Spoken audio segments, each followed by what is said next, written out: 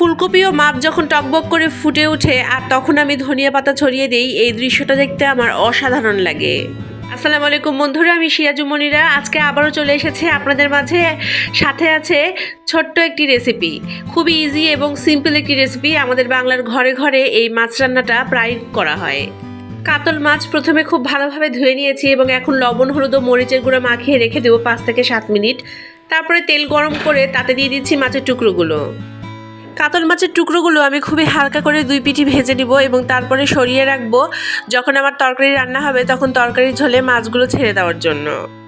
মাছগুলো ভাজা হয়ে গেলে আমি একদিকে সরিয়ে রাখবো এবং আরেকটি প্যান নিয়ে নিব, তাতে দিয়ে দিব সয়াবিন তেল এবং এতে পেঁয়াজ ও মরিচ দিয়ে পেঁয়াজগুলো আমি সোনালি রং করে একটু ভেজে নেব। এরপরে একে একে অ্যাড করে দিব জিরা বাটা, অল্প সামান্য রসুন বাটা এবং তারপরে অ্যাড করে দিব পরিমাণ মতো লবণ, হলুদ এবং মরিচের গুঁড়া। তারপরে অল্প সামান্য পানি দিয়ে মশলাটা খুব ভালোভাবে কষিয়ে নিব। মশলাটা কষতে থাকুক, অন্যদিকে আমি দেখিয়ে দিচ্ছি আমি নতুন আলু এবং ফুলকপি কিভাবে কেটে নিয়েছি। নতুন আলু কিন্তু খোসা সহই রেখেছি, কেননা খোসা সহই নতুন আলু খেতে সবচেয়ে বেশি মজা লাগে। ফুলকপিগুলো মাছ দিয়ে রান্না করব, তাই একটু সাইজে বড় রেখেছি এবং এখন ফুলকপি ও আলুগুলো আমি মশলায় দিয়ে আবারও একটু কষিয়ে নিব। ঢাকনা দিয়ে ঢেকে কষিয়ে নিলে সবচেয়ে ভালো হয়। কষিয়ে নেওয়া হলে তবেই আমি ঝোলের জন্য পানি দিব। অনেকে ফুলকপি হালকা একটু লবণ হলুদ দিয়ে ভেজে নেয়। আসলে টাটকা তরকারি ভেজে ভেজে রান্না করা আমার কাছে খুব একটা ভালো লাগে না, বরঞ্চ সতেজ তরকারি তাজা তাজা এভাবে রান্না করতেই আমার বেশি মজা লাগে আর সেটা খেতেও অনেক ভালো লাগে।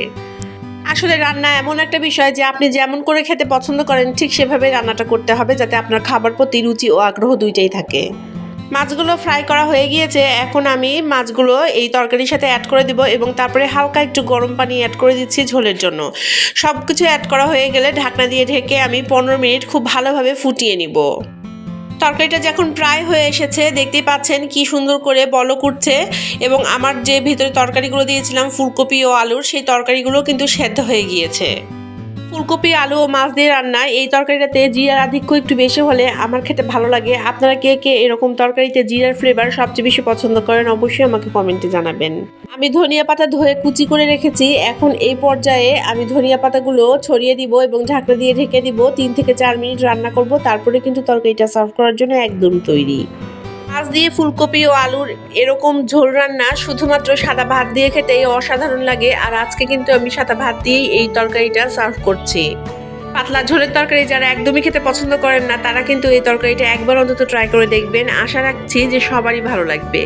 আজকে এই ছোট্ট ইজি রেসিপির ভিডিওটি আপনাদের কেমন লাগলো অবশ্যই আমাকে কমেন্টে জানাবেন। আগামীকাল আবারও হাজির হয়ে যাব ঠিক একই সময়ে। সাথে থাকবে অনেক গল্প আর সাথে থাকবে নতুন পুরাতন যে কোনো একটি রেসিপি। আল্লাহ হাফেজ সবাইকে।